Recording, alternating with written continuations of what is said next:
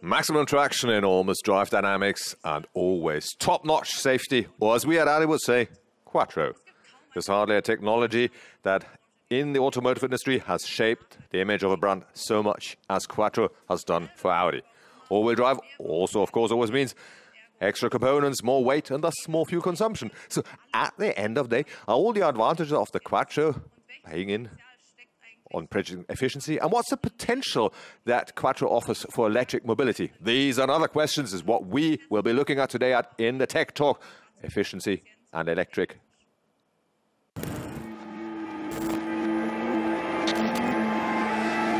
Audi Quattro.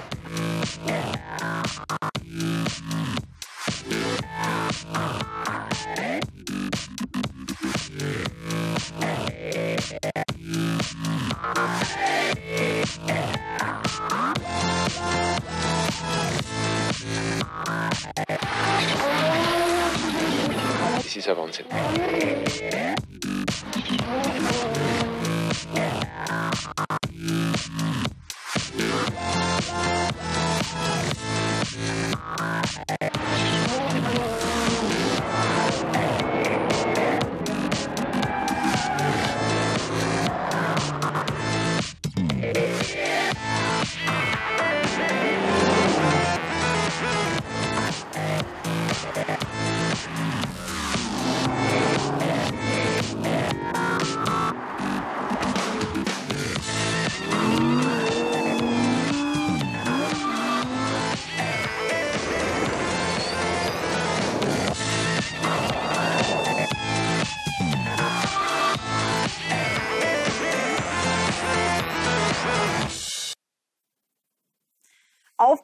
Supercharged by countless successes in the motorsport, Audi has always honed its Vorsprung at permanent all-wheel drive and developed it still further and thus maintained its lead.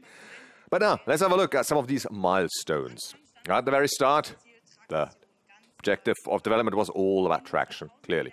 Then in the 2000s, drive dynamics came into focus. Both traction as well as drive dynamics were then ultimately to be combined in the efficiency topic. Well, dear colleagues, as always, our Tech Talk is split up into two parts. In the first 25 minutes, roughly, we'll give you an overview and an insight into how we have honed our permanent all-wheel drive system over the years, all the way through to Quattro Ultra.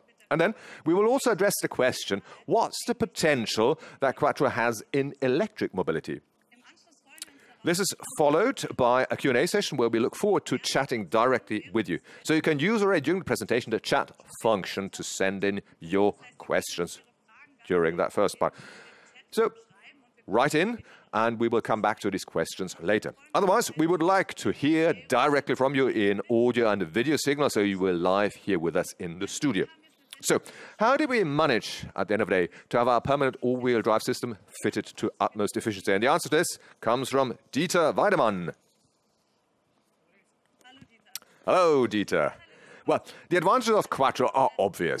You have excellent traction, you have enormous drive dynamics, and you always have utmost safety and security, and that for 365 days a year, no matter what the weather conditions are. So, what was ultimately the reason to develop the Quattro Ultra technology? Well, a number of years ago, we conducted a major customer survey with thousands of customers, and we asked, especially those who had not yet decided to buy a Quattro. So, these were actually the customers who bought Audis as well as competitor cars. And with them, we looked at all-wheel drive train systems, and what we found was that with many of them, the advantages that an all-wheel drive train offers were not known by most of these customers. And often these were also customers that had never actually driven in a Quattro, an all-wheel powered car, and just, well, reached everything that they wanted to reach with a single powered axle. And they didn't know what the added value of all-wheel drive trains was because they never experienced it. And by the same token, a consistent answer was also that they felt, well, Quattro all-wheel drive trains would take up extra fuel. Now, often, people could actually not pinpoint this precisely and say how much more fuel they would consume. Sometimes it was absurdly numbers that they thought, well, it's a substantial extra amount from fuel, but no, it's not really. But in the combination, they can't see the advantage, but they only see the so-called efficiency disadvantage as they perceived, and thus did not go for a Quattro. So for us, the development target was we wanted to develop a Quattro powertrain that offers you all the advantages of a permanent all-wheel driven car, the full performance, but at the same time, these little extra consumptions are reduced to an absolute minimum. That's what we call Ultra. Does it then also mean that efficiency never played a role in your development work? Nah, you can't say that, says Dieter, because also with the all-wheel drive train, which we've developed and honed over years, efficiency is, of course, a vitally important measure. I mean, there's countless efforts we've taken, for example, here, reducing the oil consumption on the rear drivetrain and optimized bearing and the likes, where we really made sure that we wanted to bring down friction. But, of course, there's physical limits that you come to, where you find that the iterations you are taking are no longer in correspondence to the effort you have to take. And then, of course, you have to switch technology altogether. And if you really take a step towards extra efficiency, well, then you have to look at an all-wheel drive system that can be deactivated, as we've done with Quattro Ultra. So what were the technical challenges in the development of Quattro Ultra? Oh, there were quite a few. Now, the biggest objective, that was, shall I say, the superimposed target, that Quattro Ultra should be a fully fledged Quattro. So no drive situation should you notice a difference between an Ultra and a Quattro Ultra, between a permanent all-wheel drive system and a Quattro Ultra. So the customer is buying a Quattro from Audi, and that's a legacy that we really want to keep clean and foster. And so that was the biggest challenge for us, that in all drive situations, the difference is noticeable that you are driving a Quattro. And then, of course, there's technical challenges as well, which I can show you here with this cutaway model of the drivetrain. Because we've decided to go for a solution with a multi-plate clutch at the end of the transmission, and on top of that, as you see here, a separator clutch at the rear axle drive. Now, to really pay into efficiency, you have to know exactly where are the sections where you incur, so to say, losses. And almost 80% of any drag losses are to be found on the rear axle drive. Namely, it's the crown gear here that is, so to say, sloshing through the oil, but also, of course, the bearing of the pinion shaft and the casing. That's the main loss drivers. And if I want to achieve anything for efficiency, I need to make sure that the crown gear and that the pinion shaft are dormant, come to a standstill. So if I only have a multi-plate clutch, I may be able to open it and then don't transfer torque to the rear axle drive, but still, everything keeps moving, of course, simply by the wheels. They will be carried along, which means you incur drag losses. So what you need is a second clutch. That's a separator, as we call it, a separator clutch here on the rear axle drive, which if we open it, and if it's a little powered from the front, then, of course, all the components that are powered can really become dormant. And with that, we can achieve that maximum efficiency. So you say it's a second clutch, an added component. I mean, an added component normally means extra weight, no? Yes, of course, but there's also counterbalancing effects. Simply by giving the multi-plate clutch here and installing it, we can also reduce here, so to say, the peak torques on the rear axle drive, which gives us the possibility to build all these components on the rear axle drive, well, one whole unit smaller. So although we've got extra efficiency in Quattro Ultra, in sum total, we actually have less weight. Well, can you give us concrete figures for this? Well, it's a bit dependent, of course, on the rear axle setup and the deployment. It's anywhere between 3 to 5 kilograms that the Quattro Ultra is lighter than the standard Quattro.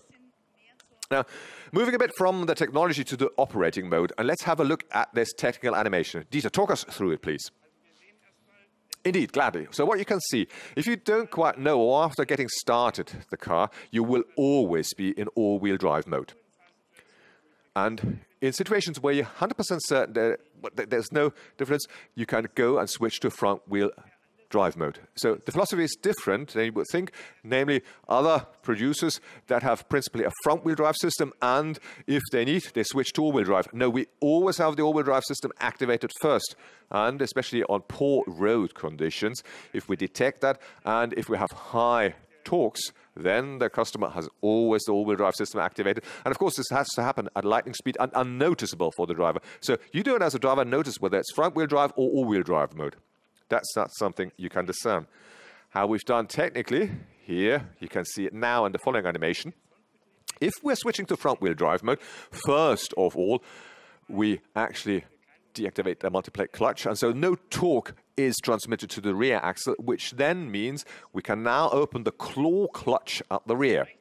At the same time, while we open that, we're pre-tensioning the springs that you see nicely here in red at the top of the claw clutch, which means I've got a pre-tensed system, which is much like a gun that is just waiting for the trigger to be activated, because of course it's vitally important that if need be, it can be activated at lightning speed. Anything that's green now here is actually dormant and at standstill.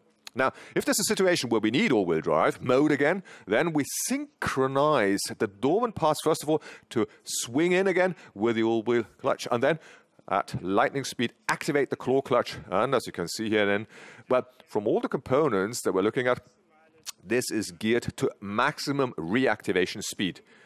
And of course, well, yeah, deactivating can take any time we need. There's no need to do that speed, that disconnect, but the reconnecting, that needs to happen at lightning speed. And also in any interim status, especially when we sort of activate, then we must be able to reactivate the claw clutch at lightning speed, as I say, to have the all-wheel drive system quickly reactivated. And we're talking here at anywhere about 200 milliseconds as reactivated. So super fast, and it's a very nifty system that you developed here, I must say. So what's the benefit for the customer? Well, the benefit for the customer is, of course, he gets a fully fledged all-wheel drive train system. He will notice nothing of the change between 2- and 4-wheel drive. He's got all the advantages of all-wheel drive trains, and he only has a very limited extra fuel consumption. Well, let's have a look at a concrete example here. During a press event south of Munich, we had a car and had it given to 2 journalists. Of course, all of this happened some time ago, well before the Corona crisis. And the car was fitted to the rim with measuring equipment to record the drive behavior. So we really monitored very precisely how much are they driving in 4-wheel and how much are they driving 2-wheel drive mode. How often is it activated and deactivated? And what kind of driver types are these 2 journalists? Now, Dieter, what can you tell me from what you see here, that evaluation, that graphic evaluation? Well, so Dieter, if you take a look at that route that we've driven, it's, well, roughly 40 kilometers in length, the total distance, and you can see anything that's given in green is the shares where you drive just in front-wheel drive mode. And anything in red, that's where you have 4-wheel drive mode. Now, on the left, starting from start-finish, you can see this is just a very normal standard driver, the way you would experience it in customer situations. There's countless situations where all-wheel offers you an advantage, and thus it will be activated, but only for very short periods. For example, if you leave that situation again, and if you're back to sort of coasting constantly, you won't notice the difference, and you are back into front-wheel drive mode. That's the efficiency mode. Now, there was a driver change, as you see, and then the next colleague is quite a different character, and he quite deliberately wanted to test the system and bring it to its limits, or, I mean, yeah, he was trying to really to play it out, but he wanted to achieve states where he would felt the front wheels would encounter slippage, as he imagined, and he went, as I said, to the limits and was very dynamic in his interactions with the car, which of course means, as you see, a great share of his drive was in all-wheel drive mode. After he, well, tried for a while, I never really managed to outplay and outtrick the system. He gave up and tired of it, as you can see, and became what we would call a classic, a normal driver, and was then quite convinced of the performance of the system. Meaning it's a self-learning system? Yes, indeed. It learns a lot, that system. It learns, for once, how the driver interacts with the vehicle, but also there's other learning functions installed in the system, because, of course, also conditions in the car can change.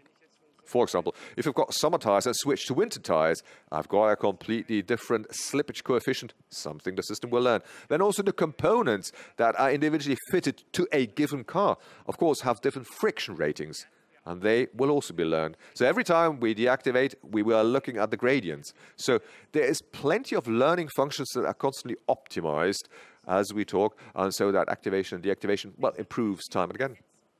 What's the role of networking the different systems within the Quattro powertrain? Oh, that's vitally important, says Dieter, because, of course, to assess the situation correctly, we're very much dependent on having a good situation detection, which means plenty of data goes to and fro between the different control units. I mean, we've got our own independent control unit here, the Quattro control unit, but we're constantly in contact, in communication with the engine control unit, the ESC, the drive select and the likes, and thus have access to all the data coming from the sensors. In the flex rate tach, that's in every 10 milliseconds, we exchange 150 data ratings. And with that, of course, we can get a pretty rounded picture of the drive situation cars in. So with the system Quattro Ultra, we've only got one additional sensor fitted to the system, and that's the at the start of the rear axle drive, the speed sensor, and just to make sure that you have the right speed sensor activated. And everything else, of course, are already a given in the car. No need for extras. But of course, we simply use different algorithms to evaluate them. Meaning the degree of networking, of course, really went up with the introduction of the Audi e-tron models. Now, what I mean by saying that is something I hand over to my colleague Mark Bauer, who is responsible for the chassis development of the e-tron S, and he's with my colleague Susanne Melikov in the other studio. So over to you, Susan. Well, thanks, Eva. Behind the electric powertrain, we find the intelligent networking of a host of different control units. So, Mark, tell us, how do you get the Quattro fit for the electric world? Well, look, you already said the key word. It's all a matter of networking. And with the electric Quattro, you will find there's no mechanical all-wheel system anymore, like a self-locking mid-diff, no mechanical element, or a clutch, as you know from a Quattro Ultra. No. That functionality, and above all, that emotionality of the Quattro powertrain is simply achieved by functional software over interlinked and networked control units. And here, the electric motors, of course, pose their own challenges, but nonetheless, they also offer us a huge advantage when it comes to spontaneity and speed of all-wheel control. And to speak of concrete figures here, it takes a mere 30 milliseconds until we have the torque moments between front and rear axle distributed. And that is a lot faster than any mechatronic system can cope with. And the benefit for the customer is, of course, it's quite a unique, dosable powertrain, drivetrain, and also an uncomparable traction in our e-tron models. Well then, let's have a look at our e-tron S model, the latest addition to the e-tron family. Next to the big electric motor at the front axle, two independent electric motors are working on the rear axle, which means the car has an absolute USP when it comes to drive dynamics, namely the electric torque vectoring, which, of course, is added to the electric Quattro. So tell us, how does that really work, and what the ECP plays here? Yes, gladly. Let's have a look at the rear axle in detail. In the e-tron S, you will find we've got two electric motors to the rear axle, and these two each clock up over 300 newton meters of torque, which in sum total means over 5,600 newton meters of torque on the wheels, wheel torque. Now, technically demanding is, of course, the design. You can see two separate rotor and stators here, and the two separate power electronics, all fitted into one casing, though. Now, the two electric motors, they act quite independently respective of one another. There's no mechanical connection between the left and the right wheel, as you would know from conventional combustion engine cars. And now the diff that we have here is simply, well, replaced by software. And in this case, it's not an open diff that we replaced. No, we've also made sure that the functionality of a controlled rear axle lock and a sport differential can all be provided by the system. Now, back to your question, the electronic chassis platform, the ECP, plays, of course, a vital role in all this, because it's like the heart of our integrated latitudinal and longitudinal torque distribution. And it controls and manages the electric torque distribution between front and rear axle, the wheel selective torque vectoring between front and rear and the wheels, and also the electric torque vectoring at the rear axle. Now, torque vectoring is something I'm sure most of you will have heard of, but could you just give us, shall we say, an idea what it really means? Oh yes, there's a pretty good analogy for this, by the way. Just imagine sitting in a rowing boat. Now, if you row, you use your muscle power to, well, operate the oars left and right, and thus keep the boat or the vessel going. Or what you can do, you can apply a little more force left or right, and this way you bring the boat, the vessel, to steer in. But of course, he doesn't have to add extra force. He simply distributes it differently, and that's exactly what torque vectoring also does. Question is about as is electric torque vectoring, as it's not only is a plus in drive dynamics, but also in traction. Well, you've given us a clip before the show, didn't you?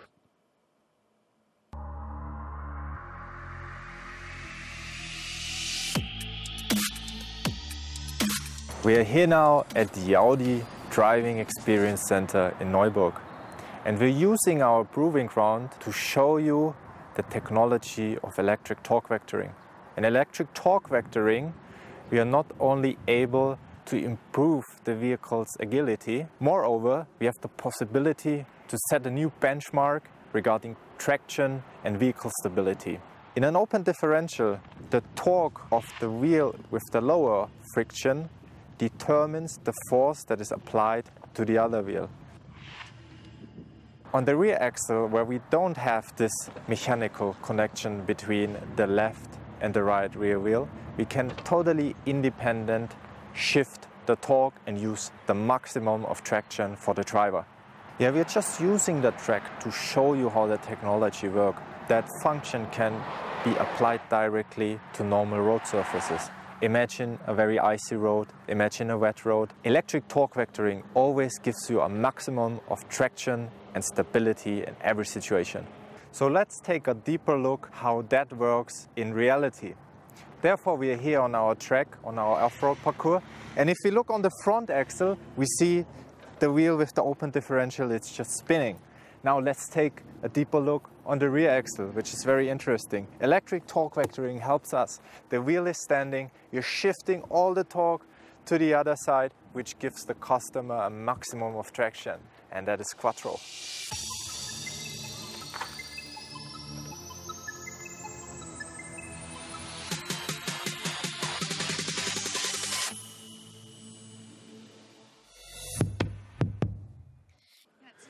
Well then, in summary, thanks to the twin engine on the rear axle, we no longer have to decide between a sports diff or a controlled interwheel diff lock. With electric torque vectoring, we combine the advantages of both systems in one drivetrain concept. Exactly, that's how it is with the two electric motors on the rear axle and the, well, no longer mechanical connection. We've got complete new leeways in how we distribute lateral forces and torques. And this allows us to give you an extra in drive dynamics, driving fun, and also driving safety.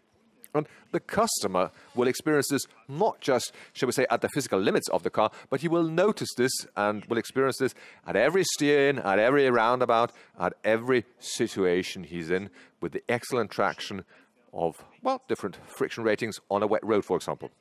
Well, thanks, Mark. You may already join the others. Dieter for the Q&A round, and I say goodbye and hand back now to Yves. Well, dear colleagues, as always, you will have received ahead of your slot with all the materials in the press kit, with the text, the illustrations, the animations, and the clips. So you can see, colleagues, Quattro for us at Audi is far more than just an all-wheel philosophy. It is Vorsprung back then, today, and also in the future. So thank you very much for tuning in. Thank you for listening, and thank you to Dieter and Mark for your time.